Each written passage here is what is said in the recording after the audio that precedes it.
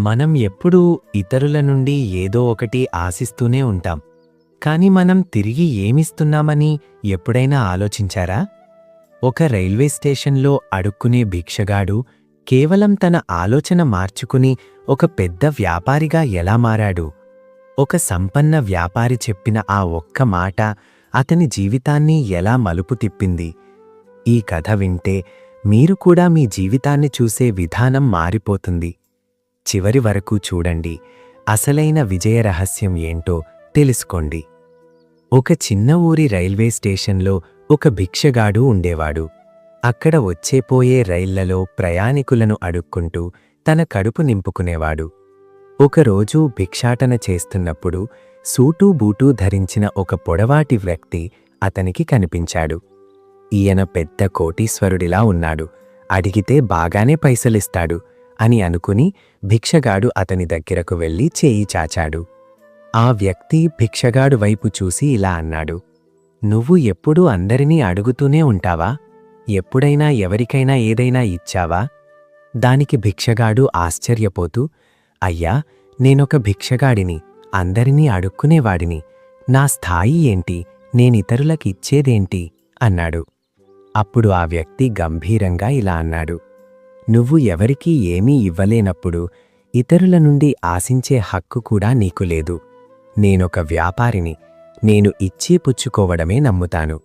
నీ దగ్గర నాకివ్వడానికి ఏదైనా ఉంటేనే నేను నీకేదైనా ఇస్తాను." అలా అని ఆ వ్యక్తి రైలు ఎక్కి వెళ్ళిపోయాడు. ఆ మాటలు భిక్షగాడు గుండెల్లో బలంగా నాటుకున్నాయి. నాకు ఎక్కువ పైసలు ఎందుకు దొరకడం లేదు అంటే నేనెవరికీ ఏమీ ఇవ్వడం లేదు కాబట్టేనా అని ఆలోచనలో పడ్డాడు.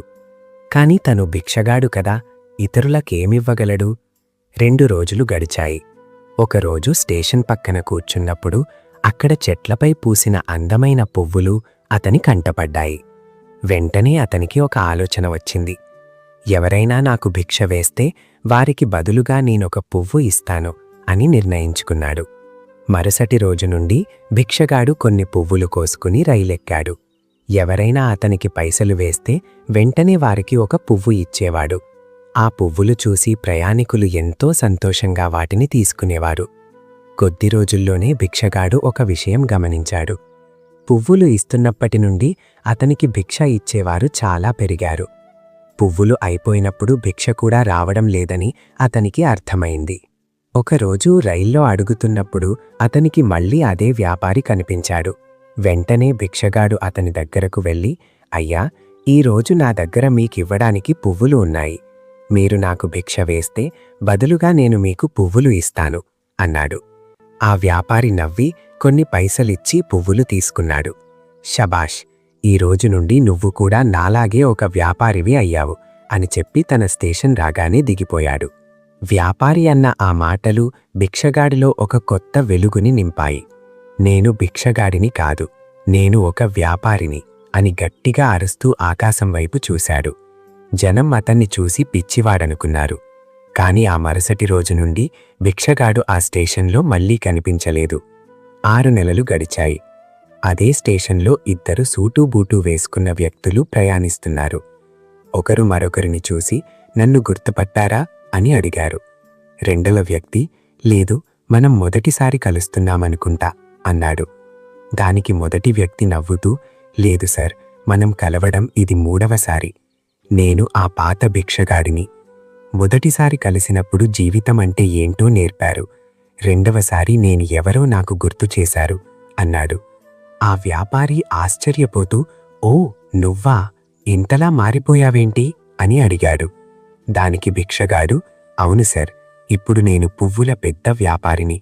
మీరు చెప్పిన ఇచ్చి పుచ్చుకోవడం అనే ప్రకృతి నియమం నా జీవితాన్ని మార్చేసింది. జనం నాకు భిక్ష వేయడం లేదు, నేనిచ్చే పువ్వులకి విలువ కడుతున్నారు అని నాకర్థమైంది. రైల్లో పువ్వులు అమ్మి సంపాదించిన పైసలతో పెద్దగా వ్యాపారం మొదలుపెట్టాను. ఈరోజు నాకంటూ ఒక గుర్తింపు ఉంది" అన్నాడు.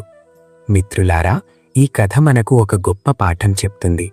మనం మనల్ని తక్కువగా చూసుకున్నంతకాలం ఈ ప్రపంచం కూడా మనల్ని తక్కువగానే చూస్తుంది. మన ఆలోచన మారితేనే మన జీవితం మారుతుంది. ఏమీ లేనివాడి దగ్గర కూడా ఇతరులకివ్వడానికి కనీసం ఒక చిరునవ్వు లేదా ఒక మంచి మాట ఉంటుంది. జీవితంలో విజయం సాధించాలంటే మీ ఆలోచనను పెద్దదిగా చేసుకోండి. మిమ్మల్ని మీరు గౌరవించుకోండి. అప్పుడే మీరు విజయ శిఖరాలను అధిరోహించగలరు. ఈ కథ మీకు నచ్చిందా? మీలో కూడా ఇలాంటి మార్పు ఏదైనా వచ్చిందా? లేదా మీరు కూడా మీ ఆలోచనను మార్చుకోవాలి అనుకుంటున్నారా? మీ అభిప్రాయాన్ని కింద కామెంట్లో తెలియచేయండి. ఈ వీడియో నచ్చితే లైక్ చేయండి మరియు మన ఛానల్ని సబ్స్క్రైబ్ చేసి సపోర్ట్ చేయండి. ధన్యవాదాలు.